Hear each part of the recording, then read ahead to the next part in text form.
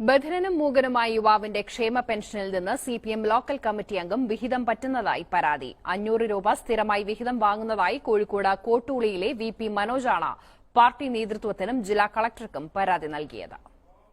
പരാതിക്കാരനെ party അംഗം വീട്ടിൽ വിളിച്ചു വരുത്തിയാണ് പെൻഷൻ നൽകുന്നത്. 3-4 മാസത്തെ പെൻഷൻ ഒന്നിച്ചാണ് കൈപ്പറ്റാറുള്ളത്. അതിൽ നിന്ന് 500 രൂപ നേതാവ് സ്ഥിരമായി വിഹിതം വാങ്ങുമെന്നാണ് പരാതി. ആ പൈസ വാങ്ങിയിട്ട് ബാക്കിയുള്ള 500 റുപ്യ എടുക്കും, ബാക്കിയുള്ളത് അങ്ങോട്ടാണ് കൊടുക്കും, ബാക്കിയുള്ളത് കൊടുക്കും. 500 റുപ്യ അവന് കൊടുക്കും. ഒരിക്കെന്താ പറയുന്നതൊന്നും പറയുന്നില്ല. 500 റുപ്യ എടുക്കും. എന്നോട് വന്ന് പറയും ചെയ്യും, 500 റുപ്യ കൊട്ടിക്കുന്നു, സുനിതറിന് കൊടുക്കുന്നു. മലപ്പുറം പൊന്നാനിയിൽ വിധവാ പെൻഷൻ തട്ടിയെടുത്തതായി പരാതി. പൊന്നാനി സ്വദേശി ഐഷാബിയുടെ 1 വർഷത്തെ പെൻഷൻ തുക വ്യാജ ഒപ്പിട്ട് തട്ടിയെടുത്തെന്നാണ് ആരോപണം. സിപിഎം നിയന്ത്രണത്തിലുള്ള പൊന്നാനി സർവീസ് സഹകരണ ബാങ്കിലെ ജീവനക്കാരനായ ഡിവൈഎഫ്ഐ പ്രവർത്തകനാണ് പണം തട്ടിയതെന്നാണ് ആരോപണം. 2017 പൊന്നാനി കറുകുതിരുത്തി സ്വദേശി ഐഷാബി വിധവാ പെൻഷൻ അപേക്ഷ നൽകിയത്. എന്നാൽ ഇതുവരെ ഐഷാബിക്ക് 1 രൂപ പോലും പെൻഷനായി ലഭിച്ചിട്ടില്ല. നഗരസഭയിൽ അന്വേഷിച്ചപ്പോഴാണ് 2019 ഓഗസ്റ്റ് മുതൽ പെൻഷൻ അനുവദിച്ചിട്ടുണ്ടെന്നും അന്നു മുതലുള്ള തുക പൊന്നാനി സർവീസ് സഹകരണ ബാങ്കിന് കൈമാറിയിട്ടുണ്ടെന്നും കണ്ടെത്തിയത്. നഗരസഭാ രേഖകൾ പ്രകാരം 2019 ഒക്ടോബർ മുതൽ 2020 ഓഗസ്റ്റ് വരെയുള്ള 14,900 രൂപ ഐഷാബിക്ക് നൽകിയിട്ടുള്ളതായും കണ്ടെത്തി. എന്നാൽ ഇതിൽ 1 രൂപ പോലും ഇവർ കൈപ്പറ്റിയിട്ടില്ല. ഇവരുടെ പണം വ്യാജ ഒപ്പിട്ട് ബാങ്കിലെ ജീവനക്കാരനും ഡിവൈഎഫ്ഐ പ്രവർത്തകനുമായ വ്യക്തി തട്ടിയെടുത്തതായാണ്. സഖാക്കള് അസ്വസ്ഥരാണ് എന്ന് പറഞ്ഞാൽ ഇന്നലെ വൈകുന്നേരത്തോടുകൂടി സഹകരണ ബാങ്കുകൾ വഴിയുള്ള പെൻഷൻ വിതരണം, അതായത് ഈ സഹകരണ ബാങ്കിലെ കലക്ഷൻ ഏജൻസ് മുഖേനയുള്ള പെൻഷൻ വിതരണം അവസാനിപ്പിച്ചതായും ഇനിയുള്ള പെൻഷൻ വിതരണം കൊമേഴ്ഷ്യൽ ബാങ്കുകൾ വഴിയാണ്, നാഷണലൈസ്ഡ് ബാങ്കുകൾ വഴിയാണ് ഇനിയുള്ള പെൻഷൻ വിതരണം എന്നുള്ള ഉത്തരവ് ഇറങ്ങിയതോടുകൂടി സഖാക്കൾ അസ്വസ്ഥരാണ്. മെയ് 4 തുടങ്ങിയ അസ്വസ്ഥതയാണ്. തെരഞ്ഞെടുപ്പ് ഫലം വന്ന ആ നിമിഷം മുതൽ, ഭരണം നഷ്ടമായി എന്നറിഞ്ഞ ആ നിമിഷം മുതൽ അസ്വസ്ഥത ഇങ്ങനെ കത്തി നിൽക്കുകയാണ് മനസ്സിനുള്ളിൽ. ഓരോ ദിവസവും ആ കത്തുന്ന തീയിലേക്ക്, ആ കത്തി ജ്വലിക്കുന്ന തീയിലേക്ക് സതീശൻ ഓരോ ലിറ്റർ എണ്ണ ഓരോ ദിവസവും ഒഴിച്ചു കൊടുത്തുകൊണ്ടേയിരിക്കുക. സതീശൻ ആ തീ കെടാൻ അനുവദിക്കുന്നില്ല, അത് കെടുത്താനും അനുവദിക്കുന്നില്ല. ഓരോ ദിവസം അസ്വസ്ഥതകളും വെപ്രാളവും സഖാക്കളെ സംബന്ധിച്ചിടത്തോളം ഇങ്ങനെ വർദ്ധിച്ചു കൊണ്ടേയിരിക്കുകയാണ്. ഇപ്പോ ഡിവൈഎഫ്ഐ നേതാവ് സനോജ്, വി ശിവൻകുട്ടി, വസീഫ്, ശിവപ്രസാദ് എന്ന് തുടങ്ങിയ എല്ലാ കൃമികീടങ്ങൾക്കും വലിയ ബുദ്ധിമുട്ടാണ്. അതില് ചിലര് പറയുന്നത് സാമൂഹിക ക്ഷേമ പെൻഷനുകൾ വീടുകളിൽ എത്തിച്ചു നൽകുന്നത് നിർത്തലാക്കിയ സർക്കാർ നടപടി മനുഷ്യത്വരഹിതം. ആരാണ് പറയുന്നത്? ഡിവൈഎഫ്ഐയുടെ നേതാവ് സനോജിന്റെ വാക്കുകൾ. എന്നാൽ ശിവൻകുട്ടി എന്താ പറയുന്നത്? ഗ്യാസ് സബ്സിഡി ബാങ്ക് അക്കൗണ്ട് വഴി വന്നു കഴിഞ്ഞു, അടുത്ത ക്ഷേമ പെൻഷനാണ്. ഒരേ തൂവൽ പക്ഷികൾ, ശിവൻകുട്ടിയുടെ പ്രശ്നം. ഇനി അടുത്തത് മറ്റൊരു അന്തംഗമ്മിയുടേത്, തീരുമോ പെൻഷൻ സ്വാന്തനവും? സഹകരണ ബാങ്ക് വഴി വീടുകളിലെത്തുന്ന പെൻഷൻ നിർത്തി UDF സർക്കാർ. ഇപ്പോ ഇത് പറച്ചിൽ കേട്ടായിരിക്കും പെൻഷനെ പാടെ നിർത്തി എന്ന്. തെരഞ്ഞെടുപ്പ് വാഗ്ദാനമായ പെൻഷൻ വർധനവിനെ കുറിച്ച് മിണ്ടാട്ടവുമില്ല. അടുത്തൊരു സഖാവിന്റെ ഇതാണ് കേട്ടോ. അപ്പോ ആളാരാണെന്നൊന്നും ഞാൻ പറയുന്നില്ല. അതിൽ പറയുന്നത് എന്താ? സഹകരണ ബാങ്ക് വഴി വീടുകളിലെത്തുന്ന പെൻഷൻ നിർത്തി UDF സർക്കാർ എന്ന് പറഞ്ഞാൽ ഇനി പെൻഷൻ ഇല്ലേ ഇല്ല. സഖാക്കളുടെ ഓരോ പ്രചരണങ്ങളാണ്. ഇനി പെൻഷൻ ഇല്ല, പെൻഷൻ എന്ന പരിപാടി ഇനി നമ്മുടെ കേരളത്തിൽ ഇല്ല എന്നാണ് ആര് പറയുന്നത്? സഖാവ് പറയുന്നത്. ഇത് മാത്രമല്ല, സഖാവ് പറയുന്ന മറ്റൊരു കാര്യമുണ്ട്. തെരഞ്ഞെടുപ്പ് വാഗ്ദാനമായ പെൻഷൻ വർധനവിനെ കുറിച്ച് മിണ്ടാട്ടമില്ല. അതായത് പെൻഷൻ 3000 രൂപയാക്കുമെന്ന് സതീശൻ പ്രഖ്യാപിച്ചിട്ടുണ്ടായിരുന്നു, അവിടെ മാനിഫെസ്റ്റോയിൽ പറഞ്ഞിട്ടുണ്ടായിരുന്നു. അതിനെക്കുറിച്ച് ഒരു മിണ്ടാട്ടവുമില്ല എന്നാണ് സഖാവ് പറയുന്നത്. നിങ്ങളൊന്ന് ആലോചിക്കണം, 1600 നിന്ന് 2500 ആക്കുമെന്ന് 2021 മാനിഫെസ്റ്റോയിൽ പിണറായി വിജയൻ പറഞ്ഞത് 2025 ഒക്ടോബറിലാണ് 1600 നിന്ന് 2000 ആക്കിയത്. എന്നിട്ടും 2500 എത്തിയിട്ടില്ല. എന്നാൽ ഇത് ആക്കിയതോ തദ്ദേശ തെരഞ്ഞെടുപ്പിൻ്റെ തൊട്ട് മുൻപ്, അതായത് ഭരണത്തിൽ നിന്ന് ഇറങ്ങുന്നതിൻ്റെ 2 മാസം മുമ്പാണ് 1600 നിന്ന് 2000 ആക്കിയത്. അപ്പോഴും ഈ വർധനവിനെ കുറിച്ച് സഖാക്കൾക്കൊന്നും ഒരു ചോദ്യം ഉണ്ടായിരുന്നില്ല. ഇപ്പൊ ഇവിടെ സഖാക്കളെല്ലാവരും വല്ലാത്ത അസ്വസ്ഥരാ. എന്താ കാരണം? ആ കാരണമാണ് നിങ്ങൾ ആദ്യം കേട്ട 2 വീഡിയോകൾ. അത് വെറും ഉദാഹരണം മാത്രമാണ് കേട്ടോ. ആ 2 സംഭവങ്ങൾ മാത്രമാണ് കേരളത്തിൽ എന്നല്ല, അത് വെറും ഉദാഹരണങ്ങൾ മാത്രം. പാവങ്ങള്, സാധാരണക്കാര്, ബുദ്ധിമുട്ട് അനുഭവിക്കുന്നവർ, കഷ്ടത അനുഭവിക്കുന്നവർ, രോഗികള്, ഇവരുടെയൊക്കെ പെൻഷൻ പണത്തിൽ കൈയിട്ട് വാങ്ങുന്ന ചെറ്റകൾ, ആ ചെറ്റകളെ സംബന്ധിച്ചിടത്തോളം ഈ കൈയിട്ട് വാരൽ ഇനി അവസാനിച്ചു. കാരണം എന്താ? കൊമേഴ്ഷ്യൽ ബാങ്കിലേക്ക് ഈ പറയുന്ന പെൻഷൻ ഉപഭോക്താക്കളുടെ അക്കൗണ്ടിലേക്ക് ഡയറക്റ്റ് പണം വരികയാണ്. ഇനി അത് എടുത്തു കൊടുക്കാനും കൊണ്ടുവന്നു കൊടുക്കാനും ഒന്നും ആള് വേണ്ട, അവർ എല്ലാം സ്വന്തം ചെയ്തോളും. വളരെ ബുദ്ധിമുട്ടായി കിടപ്പ് രോഗികളായിട്ടുള്ള ആളുകൾ, ബെഡ് റിഡൺ ആയിട്ടുള്ള ആളുകൾ, അവർക്ക് മാത്രമാണ് ഇനി വീടുകളിൽ എത്തിക്കുക. അപ്പോൾ എന്താണ് ഇവിടെ സംഭവിച്ചിരിക്കുന്നത്? ഒന്നാമത്തെ കാര്യം എന്ന് പറയുന്നത്, ഈ പാവങ്ങളെ പറ്റിച്ച് നക്കുന്ന ഏർപ്പാട് അവിടെ നിൽക്കുക. വലിയ പ്രശ്നമല്ലേ? കാരണം ഈ ഇൻകം വരവ് നിന്ന് കഴിഞ്ഞാൽ പ്രശ്നമാണല്ലേ. മുന്നോട്ട് പോകണ്ടേ, ജീവിക്കണ്ടേ? ഇത്രയും കാലം പിണറായി വിജയന് മണിയടിച്ച് കുഴലൂതി നടന്നാൽ മതിയായിരുന്നു.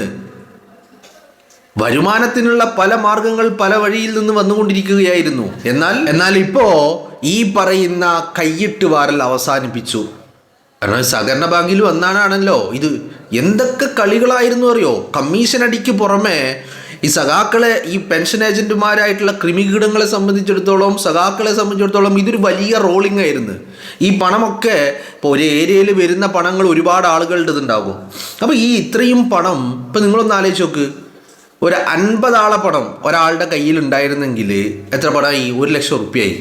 ഈ 1 ലക്ഷം റുപ്യ ഇങ്ങനെ മറിച്ചും തിരിച്ചും അവനക്ക് റോൾ ചെയ്ത്, ഇവനക്ക് റോൾ ചെയ്ത്, അവനക്ക് അങ്ങോട്ട് മറിക്കാൻ കൊടുത്ത്, ഇവനക്ക് ഇങ്ങോട്ട് മറിക്കാൻ കൊടുത്ത്, അങ്ങോട്ട് തിരിച്ച് ഇങ്ങോട്ട് തിരിച്ച്.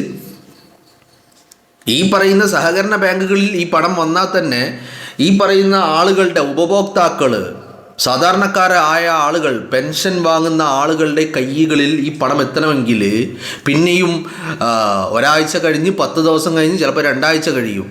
കാരണം എന്താ? ഇവൻ ഇതിവിടെ റോളിംഗ് ആക്കിക്കൊണ്ടിരിക്കുകയാണ്. ഇവൻ ആ പണം വെച്ച് അങ്ങോട്ട് തിരിച്ച്, അത് ഇങ്ങോട്ട് മറിച്ച്, അത് അങ്ങോട്ടാക്കി, അത് ഇങ്ങോട്ടാക്കി, അവൻ അതിൽ 4 കളികൾ. പോരാത്തതിനോ ഇവൻ ഇത് കൊണ്ടുവന്ന് കൊടുക്കുമ്പോൾ ഇപ്പം നിങ്ങൾ കേട്ടില്ലേ, ഓരോ മാസവും 500 രൂപ ഇവൻ എന്താക്കുക, കമ്മീഷൻ അടിക്കുക. ആകെ കിട്ടുന്നത് 2000 രൂപ. അതിൽ നിന്ന് 500 രൂപ ഇവൻ അടിക്കുക. നിങ്ങളൊന്ന് ആലോചിക്കണം. അപ്പോൾ ഈ പെൻഷന് കൊണ്ട് യഥാർത്ഥത്തിൽ ജീവിച്ചിരുന്നത് ആരാ? ഈ പറയുന്ന ആളുകൾ. എന്നാൽ ഇവർക്കിത് കൊണ്ടുപോയി കൊടുക്കുന്നതിന് എന്തെങ്കിലും സർക്കാർ കൊടുക്കുന്നുണ്ടോ? ഉണ്ട്, ഇൻസെൻറ്റീവ്സ് കൊടുക്കുന്നുണ്ട്. പെൻഷൻ വിതരണം ചെയ്യാൻ എല്ലാ സഹകരണ ബാങ്കുകൾക്കും ആര് കൊടുക്കുന്നുണ്ട്? സർക്കാർ ഇൻസെൻറ്റീവ്സ് കൊടുക്കുന്നുണ്ട്. പെൻഷൻ കൊടുക്കുന്നത് പോലെ തന്നെ അത് വിതരണം ചെയ്യാനുള്ള കൂലിയും സർക്കാർ കൊടുക്കുന്നുണ്ട്. അപ്പോൾ സർക്കാരിൽ നിന്ന് ഇൻസെൻറ്റീവ് വാങ്ങുക, പാവപ്പെട്ട ആളുകളിൽ നിന്ന് കമ്മീഷൻ വാങ്ങുക. അപ്പം നിങ്ങളൊന്ന് ആലോചിച്ച് നോക്ക്. ഇപ്പം 50 ആളുകളിൽ നിന്ന് 500 രൂപ വെച്ച് വാങ്ങിക്കഴിഞ്ഞാൽ എത്രയായി പണം? 10 ആളിൽ നിന്ന് വാങ്ങിയാൽ തന്നെ 5000 റുപ്യ ആയില്ലേ?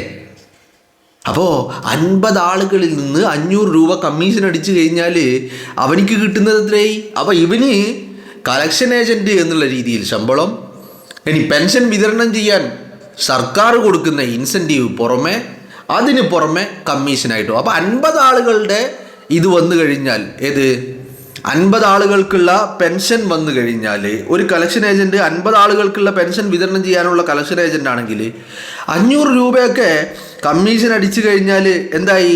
25,000 രൂപ അതിലൂടെ ആ വ്യക്തിക്ക് അങ്ങനെയും വരുമാനം. അപ്പോൾ ഇതൊക്കെ നിൽക്കുകയാണ്. ഇനി അതില്ല. ഇനി സഹകരണ ബാങ്കിലെ ഈ ഊമ്പിക്കൽ പരിപാടി ഇനിയില്ല. ഇനി നിങ്ങൾ നോക്കൂ, സഹകരണ ബാങ്കുകളിൽ ഇപ്പോൾ പൊന്നാനിയിലെ കേസ് നിങ്ങൾ കേട്ടില്ലേ? 1 വർഷമായിട്ട് വന്നുകൊണ്ടിരുന്ന പെൻഷൻ, ഈ പെൻഷൻ വരുന്നുണ്ട് എന്ന് പോലും ആ വ്യക്തി അറിയില്ല. ആ വ്യക്തിയുടെ പേരിൽ ആ പണം ഈ പറയുന്ന കൃമികീടം ഒപ്പിട്ടെടുത്ത് നക്കി. അപ്പം നിങ്ങളൊന്ന് ആലോചിച്ച് നോക്കണം. ഇത് മുട്ടുമ്പോൾ സ്വാഭാവികമായിട്ടും അസ്വസ്ഥതയാണ്. കാരണം എന്താ ചെയ്യാന്ന്? ഇനിയിപ്പോൾ കൈയിട്ട് വരാൻ പറ്റില്ലല്ലോ. ഭരണമില്ല ഒരു ഭാഗത്ത്. ഏറ്റവും വലിയ സ്രോതസ്സായിട്ടുള്ള ഭരണം ഒരു ഭാഗത്തില്ല. മറുഭാഗത്താണെങ്കിലോ ഇത്തരത്തിലുള്ള ചെറുകിട വരുമാനങ്ങളൊക്കെ ചെറുകിടാന്ന് നമ്മൾ പറയുന്നത്. ഇപ്പോൾ അതൊരു കലക്ഷൻ ഏജന്റിനെ സംബന്ധിച്ചിടത്തോളം അതൊരു വലിയ വരുമാനമായിരുന്നു. അപ്പം ഇത്തരം വരുമാനങ്ങളൊക്കെ ഇങ്ങനെ മുട്ടിക്കൊണ്ടിരിക്കുക. അപ്പോൾ അസ്വസ്ഥത ഉണ്ടാകും. അപ്പോൾ അതിൽ ശിവൻകുട്ടിയുണ്ട്, സനോജ് ഉണ്ട്, എല്ലാവരുമുണ്ട്. എല്ലാവർക്കും വലിയ വെപ്രാളമാണ്, വലിയ വെപ്രാളം. അപ്പം എന്താ പ്രചരിപ്പിക്കുന്നത്? സർക്കാർ ഇപ്പം എന്താ ചെയ്തിരിക്കുന്നത്? സഹകരണ ബാങ്ക് വഴി കൊടുത്തിരുന്നത് കൊമേഴ്ഷ്യൽ ബാങ്കുകളിലേക്ക് മാറ്റുന്നു എന്ന് പറഞ്ഞാൽ ഇവിടെ നിന്ന് അപ്പുറത്തെ ബാങ്കിലേക്ക് മാറ്റുന്നു എന്ന് പറഞ്ഞാൽ നമ്മളൊരു സാധനം വാങ്ങിപ്പോയാൽ ഈ കടയിലില്ലെങ്കിൽ അപ്പുറത്തെ കടയിൽ നിന്ന് വാങ്ങും. അതുപോലെ ഈ ബാങ്കിലില്ല, അപ്പുറത്തെ ബാങ്കിലാണ്. ഇത് വലിയ പ്രശ്നമായി ഇവർക്ക്. കാരണം എന്താ? മുട്ടി. ഇവരുടെ അണ്ണാക്കനി വറ്റി വരണ്ട് പട്ടിണി കടന്ന് ചാവേണ്ട ഗതികേടിലേക്ക് കൃമികീടങ്ങൾ പോവുകയാണ്. അല്ലെങ്കിൽ എന്താക്കണം? വേറെ പൊഴുക്കണം, അധ്വാനിച്ച് തിന്നേണ്ടി വരും. അത് പറ്റുമോ സഖാക്കളെ കൊണ്ട്? അധ്വാനിക്കാൻ പറ്റൂല. മറ്റുള്ളവൻ്റെ അവകാശങ്ങളിൽ, മറ്റുള്ളവൻ്റെ കഞ്ഞിയിൽ അതിൽ കൈയിട്ട് നിൽക്കുന്ന ഏർപ്പാട്, ആ ഏർപ്പാട് നിൽക്കുമ്പോഴുള്ള വല്ലാത്തൊരു വെപ്രാളമാണ് സഖാക്കൾക്ക്. പക്ഷെ എന്താണ് ചെയ്യുക അല്ലേ? ഇന്നലെ ഞാൻ ഇതുമായി ബന്ധപ്പെട്ട് ഞാൻ പറഞ്ഞു കഴിഞ്ഞതാ. പിന്നെ ഈ പറയുന്ന അസ്വസ്ഥതകളൊക്കെ കാണുമ്പോൾ എങ്ങനെ പറയാതിരിക്കും? നിങ്ങളൊന്ന് ആലോചിച്ച് നോക്ക്. അതിൻ്റെ ഇടയിൽ ഒരാൾ പറയാണ്, ഒരു കമ്മിയുടെ ഏറ്റവും വലിയ അവൻ്റെ എനിക്ക് ഇത് ഭയങ്കര ഒരു വിചിത്രമായി തോന്നി. സഹകരണ ബാങ്ക് വഴി വീടുകളിൽ എത്തുന്ന പെൻഷൻ നിർത്തി UDF സർക്കാർ. അപ്പം എന്താണ് ഇപ്പം ഇതെന്താ നിർത്തിയത്? സഹകരണ ബാങ്ക് വഴിയുള്ള വരവാണോ നിർത്തിയത്, അതോ പെൻഷനാണോ നിർത്തിയത്? പറച്ചിൽ കേട്ടാൽ എന്താ തോന്നുന്നത്? പെൻഷനെ മുടക്കി, പെൻഷൻ ഇനി ഇല്ല, അങ്ങനെ ഒരു സിസ്റ്റം ഇനി നമ്മുടെ നാട്ടിലില്ല എന്നല്ലേ നമുക്ക് തോന്നുക. ഒന്നാമത്തെ കാര്യം. ഇനി അതായ ആളുടെ രണ്ടാമത്തെ ആശങ്ക എന്താ? തെരഞ്ഞെടുപ്പ് മാനിഫെസ്റ്റോയിൽ പറഞ്ഞ വർധനവിനെ കുറിച്ച് ഒരു മിണ്ടാട്ടവും ഇല്ല. 10 വർഷം ഭരിച്ചിട്ട് 2016 മുതൽ 2026 വരെ ഭരിച്ചിട്ട് 1600 നിന്ന് 2000 ആക്കിയത് എപ്പോഴാ? 2025 ഒക്ടോബറിൽ. അതായത് 10 വർഷം അവസാനിക്കാൻ 2 മാസം ബാക്കിയുള്ളപ്പോഴാണ്. അതും 400 രൂപ. അപ്പോഴും മാനിഫെസ്റ്റോയിൽ പറഞ്ഞ 2500 എത്തിയിട്ടില്ല കേട്ടോ. അപ്പോഴൊന്നും സഖാക്കൾക്ക് ഒരാശങ്കയുണ്ടായിട്ടില്ല. ഇതിപ്പോൾ പറഞ്ഞ് സർക്കാർ അധികാരത്തിൽ വന്ന് 2 മാസം പിന്നിട്ടുള്ളൂ. ഇവരിത് വർദ്ധിപ്പിച്ചത് 2 മാസം ബാക്കിയുള്ളപ്പോഴാണ്. എന്നാൽ സർക്കാർ അധികാരത്തിൽ വന്ന് 2 മാസം ആയപ്പോഴേക്കും ആശങ്ക തുടങ്ങി. ഹൈസ്. കാരണം എന്താ? എല്ലാ വരുമാനം നിട്ടുകയാണ്. ഇനിയിപ്പോൾ ഇൻകം ഇല്ല, ചെലവ് മാത്രമേ ഉള്ളൂ. നക്കണമെങ്കിൽ പണം വേണം, നക്കി തിന്നണമെങ്കിൽ. കാരണം എന്താ? കാരണം തീട്ടം വിതരണം നിലച്ചിരിക്കുകയാണ്. ക്ലിഫ് ഹൗസിലെ തീട്ടം വിതരണം ഓൾറെഡി നിലച്ചു. അപ്പോൾ ഒരു സോഴ്സ് ഓഫ് ഫുഡ് അത് നിന്നിട്ടുണ്ട്. ഇനി ഫുഡ് വേണമെങ്കിൽ എന്ത് വേണം? ഇനി ഫുഡ് വേണമെങ്കിൽ പണം വേണം. ക്ലിഫ് ഹൗസിൽ ഫ്രീ ആയിട്ടാണ് വിതരണം ചെയ്തത്. അവിടെ പണം വേണ്ടിയിരുന്നില്ല, പക്ഷെ അത് നിർത്തി.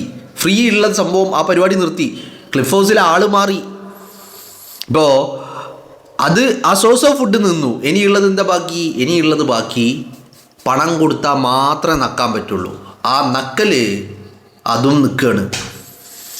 ആർക്കാണെങ്കിലും ബേജാറാകൂലേ, വെപ്രാളപ്പെടൂലേ? കാരണം എന്താ? നിങ്ങളൊന്ന് ആലോചിച്ച് നോക്ക്. ഒരു 500 രൂപ കമ്മീഷൻ അടിക്കുക എന്ന് പറഞ്ഞാൽ 50 ആളുണ്ടെങ്കിൽ 25,000 ആയി എന്ന് പറഞ്ഞാൽ 2 ദിവസം ഈ പെൻഷൻ റോൾ ചെയ്യാനും പറ്റും. ഒരു ദിവസം കൊണ്ട് പെൻഷൻ വിതരണം തീർക്കും ചെയ്യുക. ഒരു മാസത്തിൽ ബാക്കിയുള്ള 29 ദിവസം വെറുതെ ഇരുന്നാലും പ്രശ്നമില്ല. 25,000 രൂപ വരുമാനമല്ലേ? ജീവിക്കാൻ വേറെന്താ വേണ്ടേ? ആലോചിച്ചിട്ടുണ്ടോ നിങ്ങൾ? അപ്പോൾ ഇതാണ് സഖാക്കളുടെ അവസ്ഥ. അപ്പോൾ വല്ലാത്ത അസ്വസ്ഥത, കൃമികീടങ്ങൾക്ക് വല്ലാത്ത ബുദ്ധിമുട്ടാണ്. ആ ബുദ്ധിമുട്ട് നമുക്ക് മനസ്സിലാക്കാൻ സാധിക്കുന്നുണ്ട്. എന്നാലും അതിപ്പോൾ ആർക്കാണെങ്കിലും അങ്ങനെയാണല്ലോ. ഇപ്പോൾ എനിക്കാണെങ്കിലും നിങ്ങൾക്കാണെങ്കിലും നിങ്ങൾക്കുണ്ടായിരുന്ന ഒരു സോഴ്സ് ഓഫ് ഇൻകം ഇനി അതില്ല, അത് അവസാനിച്ചു എന്ന് മനസ്സിലായി കഴിഞ്ഞാൽ ടെൻഷനാ. ഇനിയിപ്പോൾ എന്ത് ചെയ്യും? കാരണം പണം വേണമല്ലോ, ജീവിക്കണ്ടേ? പണം വേണമല്ലോ. ഇത്രയും ദിവസം കൈ നനയാതെ ഇങ്ങനെ മീൻ പിടിച്ചുകൊണ്ടിരിക്കുക. ബാക്കിയുള്ളവൻ്റെതിൽ കൈയിട്ട് വാരി നക്കുന്ന ഏർപ്പാട് അത് അവസാനിച്ചതോടുകൂടി സഖാക്കളെല്ലാവരും വല്ലാത്ത അസ്വസ്ഥതയിലാണ് എന്നുള്ളതാണ്.